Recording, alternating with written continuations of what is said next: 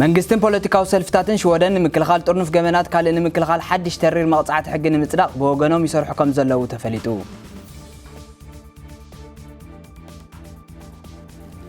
በዓል መዝናውቱ መድሃኒት ነቲ ካብ ግዜ ናብ ግዜ እንዳወሰኸ ዝመጽእ ንቆልዑን መንእስያትን ዝእዘዝ መደቀስ መድሃኒት ሻቅሎት ከም ዝፈጠረሉ ኣመልኪቱ ሰላም ክቡራት ተኸታተልቲ ትግርኛ አልኮምፒስ ምሳኹም ዘለኹ ንያት ሚካኤል አርስታቱ ክሰምዑ ጸኒሕኩም ናብ ዝርዝራቱ መንግስትን ሰልፍታት ሽወደንን በቲ ኣብዛ ሃገር ዓቢ ጸገም ኮይኑ ዘሎ ጦርንፍ ገበናዊ ምንቅስቓሳት ኣብ ምውሳኽ ሓድሽ ተሪር ሕጋዊ መቕጻዕቲ ዘንቆሎ ፖለቲካዊ ቁርቁስ ከም ዝኣተው ጸብጸባት ኣረጋጊጾም ኣብ መንጎ መንግስትን ሰልፍታት ባይቶ ሽወደንን ኣብዚ ጉዳይ ዝካየድ ዝጸንሐ ፖለቲካዊ ዘተ ኩሎም ወገናት ኣብ ተመሳሳሊ ውሳነ በጽሖም ኣለዎ ክብል ሬድዮ ሽወደን ሓቢራ በዚ መሰረት ዝኾነ ሰብ ምስ ኣብ ጦርንፍ ገበናት ብምስታፍ ህይወት ሰብ ዘጥፍአ ይኹን ቀረባ መዛምድቱን መቕረቡን ዝቐተለ ሰብ በቐጥታ ናይ ሕልፈት ዕድመ ክቕጻዕ ዝብል ርእይቶ ሕጊ ብምውጻእ ናብ ባይቶ ሽወደን ከም ዝቐረቡን ኣብ ዝመጽእ ዘሎ ቀረባ ኣዋርሕ ዝበዝሐ ድምፂ ኣባላት ባይቶ ረኺቡ ክጸድቕ ዝብል ተስፋ ተነቢርዎ ከም ዘሎ ተፈሊጡ እዚ ከምዚ ኢሉ እንከሎ መንግስትን ሰልፍታት ኣብዛ ዓቢ ሃገራዊ ጸገም ንሓድሕዶም ፖለቲካዊ ጾወታት ጸብለልትነት ንምርኣይ ዝጥቀሙሉ ምህላዎም ሓላፍነት ዝጎደሎ ተግባር እዩ ብምባል ካብ ዝተፈላለዩ ወገናት ነቕፌታ ይቐርብ ምህላው እውን እቲ ዜና ኣረዲኡ ኣብዚ ቀዳመ ሰንበት ንምንካይ ገንዘባዊ ወጻኢታት ኣብያተ ትምህርቲ ዝቃወም ዓበይቲ ሰላማዊ ሰልፊ ኣብ መላእ ሃገር ከም ዝተኻየደ ጸብጸባት ኣመልኪቶም እቲ ብተደጋጋሚ ኣብ ልዕሊ ኣብያተ ትምህርቲ ዝካየድ ምንካይ ባጀት ተቐባልነት ስለ ዘይብሉ ብቕጽበት ጠጠው ክብልን ብኣንጻሩ ተወሳኺ ፋይናንሳዊ ፍሪ ክካየድ ከም ዘድሊ ጻውዒት ቀሪቡ እዚ ኣብ ዝሓለፈ ወርሒ ግንቦት ብመምሃራን ዝተጀመረ ተቃውሞ ኣብዚ ሕጂ እዋን ወለድን ካልኦት ሰራሕተኛታት ኣብያተ ትምህርትን ከም ዝተጸንበርዎ ሓደ ካብ ወደብቲ እዚ ሃገራዊ ተቃውሞ ዝኾነ መምህር ኣሌክሳንደር ኸይተን ማዕገናት ዜና ኣብ ዝሃቦ ሓበሬታ ኣመልኪቱ بمسارة ريدو شودن زكايدو مصنعتي لعل فرق زخنا محدر زواتات شودن نزلون فاينانساوي حصرت نمتعرى لعل ابيات تمرت عابي من كاي باجت كم زغبرا ترغاغيصو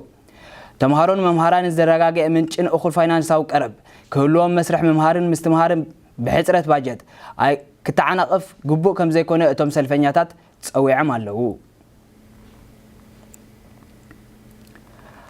ኣብዚ በዝሐ ክፋላት ሽወደን ናይቶም በሓገዝ መድሃኒት ዝድቁሱ ቆልዑን መንእስያትን እንዳዓበየ መምጽኡ ከም ዘተሓሳሰቦ በዓል መዚናውቲ መድሃኒት ሽወደን ኣፍሊጡ بمسارة تتصبصب ኣብ መላእ ሃገር ካብ 1000 ሰባት እቶም 58 ተጠቀምቲ እዚ መድሃኒት ከም ዝኾኑን በዝኻ ዞባታት ስቶክሆልም ሶርማላንድን ኦፕሳላን ዝለዓለ ስፍራ ሒዘን ከም ዘለዋ ኣብቲ ባሃዝ ተሰኒዩ ዝወፅእ ኣብ ጸብጻብ እቲ በዓል መዚ ተሓቢሩ ብፍላይ ማእከላት ጥዕና እቲ ሜላቶን ኣልኮት ካልኦት መደቀሲ መድሃኒት ወሰካ ኣብ ነዊሕ ግዜ ዘምጽኦ ሳዕቤናት ኣልታዊ ምስ ምዃኑ ብፍላይ ከዓ ንቆልዑን መንእስያትን ቅድሚ ምእዛዞም ካልእ መገድታት ሓገዝ ክፍትኑ ከም ዘለዎን መኺሩ እቲ ማእከል ጥዕና ስነ ኣእምሮ ቆልዑን መንእስያትን ፑብ ዝፍለጥ ኣበየ ዘብኡ ንኹነታት ስነ ኣእምሮዊ ዝከታተል ትካል ጥዕና ዝዓበየ ቁጽሪ መደቀሲ መድሃኒት ከም ዝእዝዝ ዝፍለጥ ኮይኑ ብወገን እቲ ማእከል ጥዕና ልዑል ጸቕጢ ሓገዝ ናይ ዝደለዩ ቆልዑን መንእስያትን ከም ዘለዎ እውን ይዝረብ ኣብ ሰሙን እዚ መንግስቲ ቱርኪ ኣብ ልዕሊ ኩርዳውያን ዝኸፈቶ ወተሃደራዊ መጥቃዕቲ ቁልጡፍ ኣስጋእን ሰብኣዊ ቅልውላው ከስዕብ ከም ዝኽእል ተሓቢሩ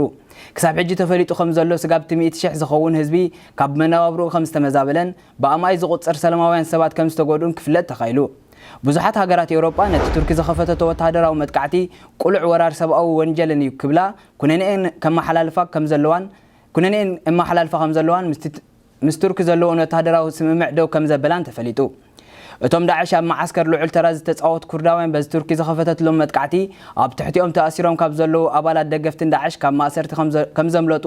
ዘመላኽት ጸብጻብ ከም ዝወፀውን ተነጊሩ ኣሎ እዚ ከምዚ ኢሉ እንከሎ ሰራዊት ሶርያ ንወራር ቱርኪ ንምክልኻል ኣብ ደቡብ ሰሜናዊ ሶርያ ተጸጊዑ ከም ዘሎ ወኪል ሃገራዊ ቴሌቪዥን ሽወደን ጸብጺቡ ብዘይካዚ በዛ ሓድሽ ወተሃደራዊ ምዕባለታት ኣብቲ ዞባ واحد سدتنياتات ناب أوروبا خعلق حدش سقات كم استفترة يزرب الله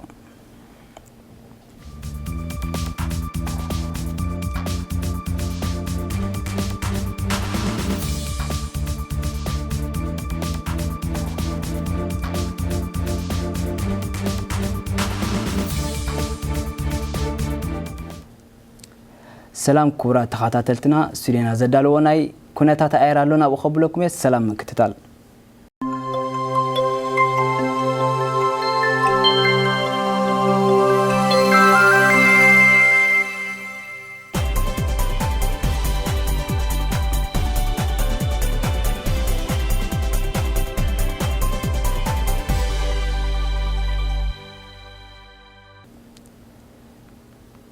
كبرات تخاطلت مدب الكمبيوتر تجرينيان لو مدالنا لكم زنبرنا مدب زيو اب تمساسال غزين ساعات كساب نراقب سسلنا ينعكم سلام